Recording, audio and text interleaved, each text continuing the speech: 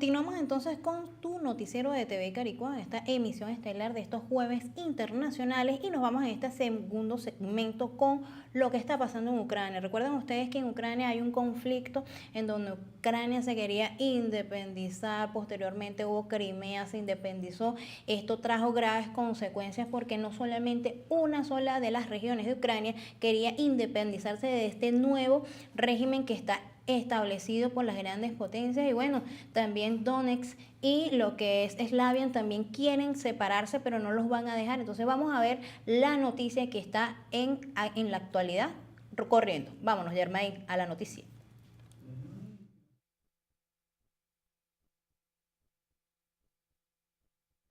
El Ministerio de Interior supone un nuevo capítulo contradictorio del autoproclamado gobierno de Kiev.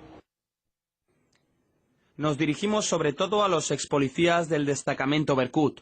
Ustedes siempre han sido la élite de las fuerzas de seguridad. Han defendido a la gente sin escatimar sus propias vidas y fuerzas. Ahora Ucrania necesita como nunca su ayuda y su participación. Sin embargo, estas palabras no concuerdan con los hechos posteriores a las revueltas de Maidán. Desde entonces, los Berkut han vivido un calvario en su propio país. Criminalizados de inmediato por las emergentes autoridades tras el derrocamiento de Yanukovych, fueron disueltos. Quiero anunciar sobre la disolución de Berkut porque se han desacreditado a sí mismos ante el pueblo. Hoy se cumplen 25 años de una dependencia especial de Berkut y hoy hemos aprobado la ley sobre su disolución. Las tropas del Berkut fueron vilipendiadas y centro de todas las acusaciones, incluso cuando no había pruebas para ello, como recuerda el oscuro día de los francotiradores en Maidán, que desbarató las negociaciones políticas entre Yanukovych y sus oponentes. No puede ser que los francotiradores fueran solo de la parte de la oposición, porque en un día tenemos 41 heridos de los opositores y solo 3 de la policía. Este proceso de degradación que escenifican las violentas reyertas que los Berkut vivieron en Maidán hace que ahora desconfíen de la llamada a la unión por parte de las mismas autoridades que las ajusticiaron hace semanas. Ayer eran asesinos, hoy ya son profesionales y buena gente. Los integrantes del destacamento y los veteranos consideran este llamamiento como una petición repugnante que solo confirma la impotencia de las autoridades autoproclamadas. Sin embargo, con el paso del tiempo, más allá de estrategias y vaivenes políticos, los Berkut han sido legitimados lejos del estruendo que suponen en Kiev, en otras regiones como en Crimea o como aquí mismo en el sureste de Ucrania. La situación se ha complicado mucho. Ahora muchas subdivisiones especiales están involucradas en el conflicto en curso en el este de Ucrania. Así que es necesario concentrar allí las fuerzas y garantizar el orden en las partes que están involucradas en este conflicto. La crisis ucraniana, la inseguridad y un panorama repleto de dudosos milicianos despierta ahora el anhelo de los Berkut tras la poca efectividad demostrada por la nueva Guardia Nacional creada por Kiev el 13 de marzo para proteger a los ucranianos.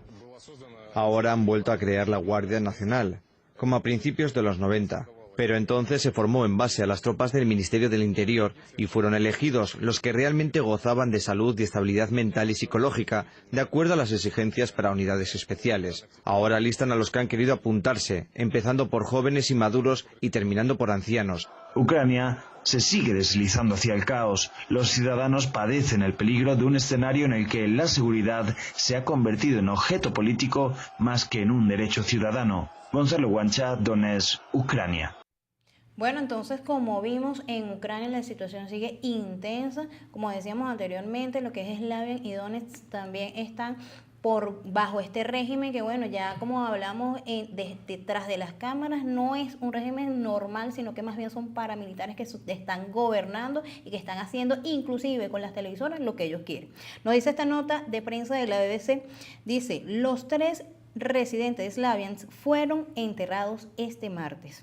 Slavian está de luto. La ciudad descrita como la más militante del este de Ucrania enterró el martes a 3 de sus habitantes muertos a tiros el domingo cuando vigilaban la barricada. Entonces, bueno, ¿cómo ves esta situación del otro lado del mundo, Anderson? Bueno, Pablo, hay que recordar que cuando empezó este conflicto, nosotros hacíamos como una reflexión. Y fíjate que lo fácil lo hicieron difícil. El gobierno de Kiev, ¿verdad? El régimen de Kiev actual toma por a la marcha el poder. Entonces, ¿qué habíamos dicho nosotros? ¿Por qué no hacer un referéndum como lo hizo Crimea y que el pueblo decidiera si quería irse a favor de la Unión Europea o irse a favor de Rusia?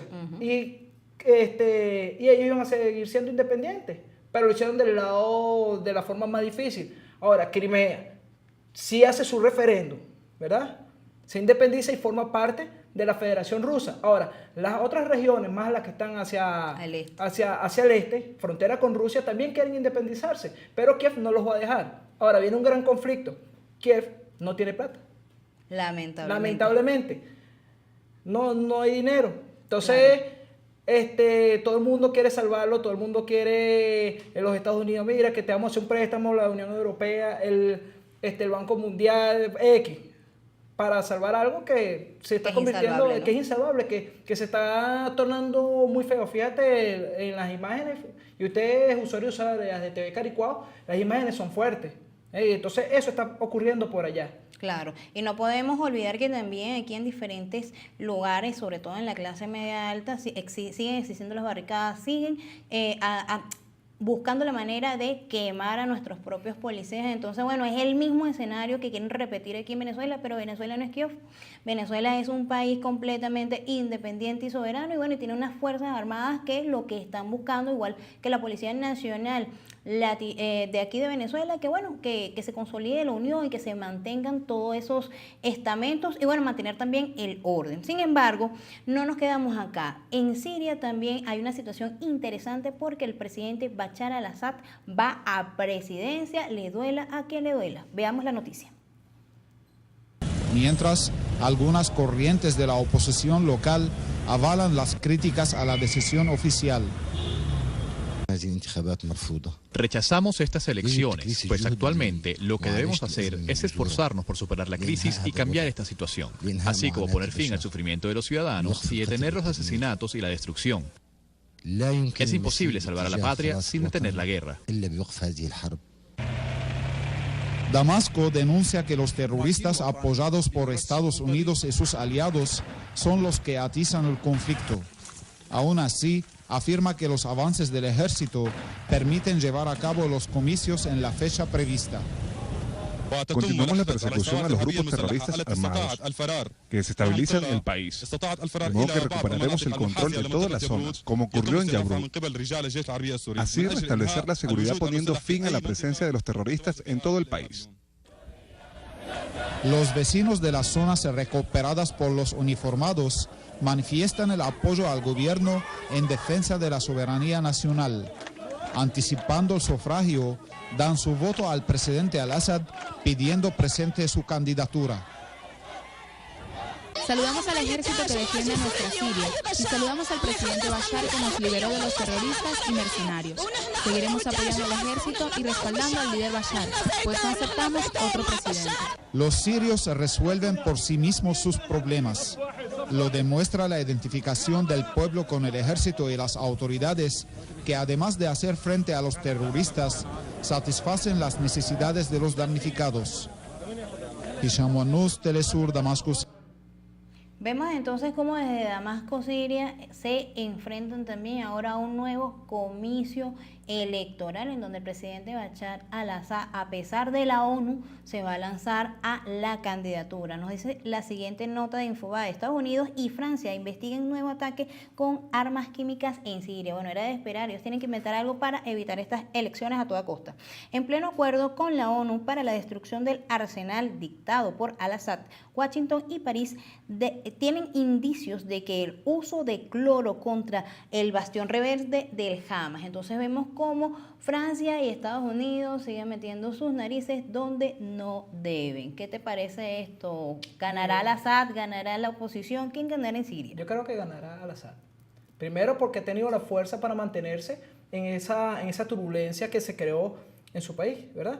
Ahora, bien, es irónico tener una guerra fratricida cuando a la larga tienen que ir a elecciones.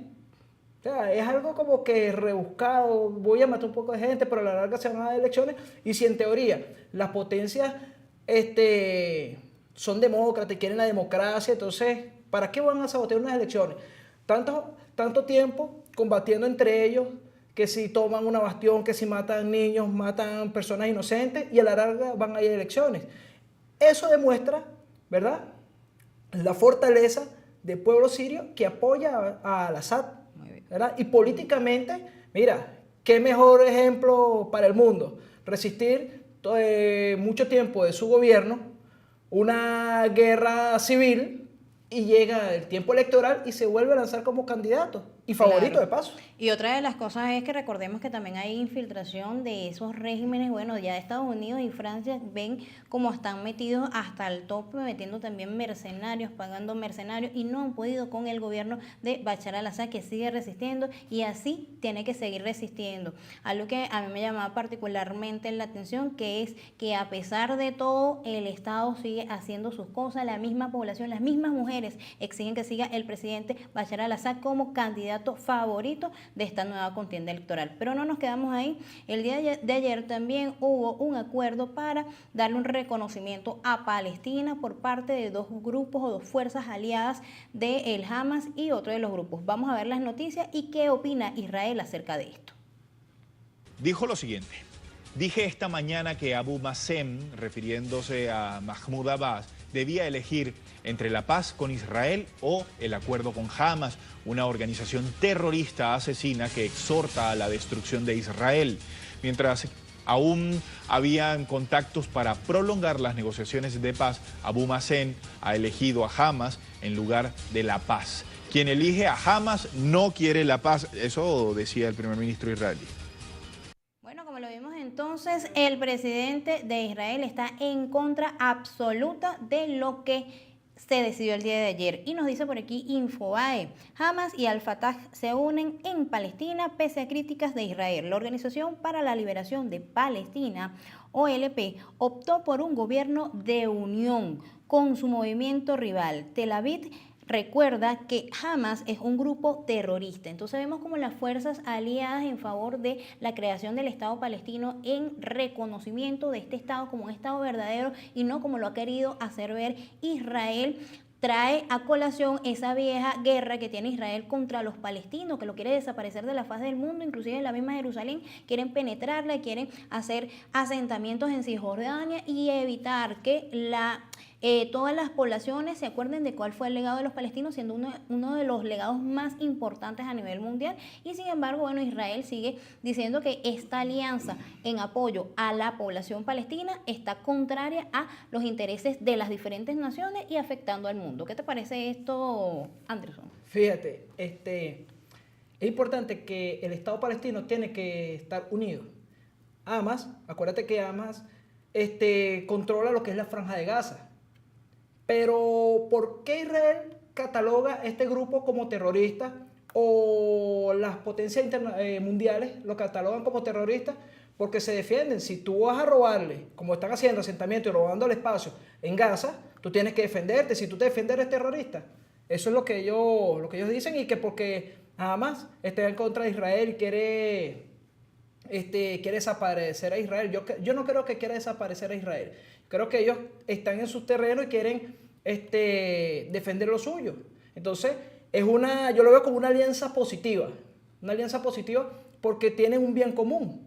Porque a la larga Israel, con eso de la paz con Palestina, que si reconocen o no reconocen a Palestina como un Estado, eso tiene muchos años, y así Palestina sea un solo Estado y tenga alianza con Hamas, ellos igualitos no van a ir a la paz con Palestina. Van a buscar cómo desaparecer Palestina, porque ellos son los primeritos ante la ONU de desconocer a Palestina como un Estado. ¿Ves? Entonces, no veo por qué tienen que molestarse. Se la larga, ellos nunca han jugado a favor de la paz. Nunca lo han hecho. Bueno, y recordemos entonces que la paz es lo que se está buscando a nivel nacional e internacional. Ya vemos también como potencias que antes eran antagónicas se están uniendo. Hay algo que también tiene que ver con la astrología, que es algo que se llama la Cruz Azul. Quienes creen en esto dicen que bueno, estos son épocas de cambio en donde hasta el 2015 van a haber transformaciones, y como ven, son transformaciones abruptas, no son transformaciones, bueno, vamos a ver si cambiamos, no, es algo radical. Esperemos también que por el bien de los palestinos también siga avanzando hasta la paz, y que bueno, Israel asuma de una vez por todas que a pesar de que él habló del el presunto genocidio que hubo contra los israelíes, después hubo en el 65 el aval para que ellos hicieran una pequeña porción de tierra y se adueñaron de toda Palestina, y más bien Palestina fue a parar y es lo que ellos llaman la Narva, no tienen Estado. Bueno, ahora los palestinos están reclamando su derecho y tienen todo el derecho de unirse y aliarse para seguir adelante. Hasta acá esta edición de Noticiero de TV Caricuao Internacional. Nos vemos el día de mañana con la entrevista. Tenemos sorpresas para el día de mañana y esperamos contar con su presencia. Hasta luego.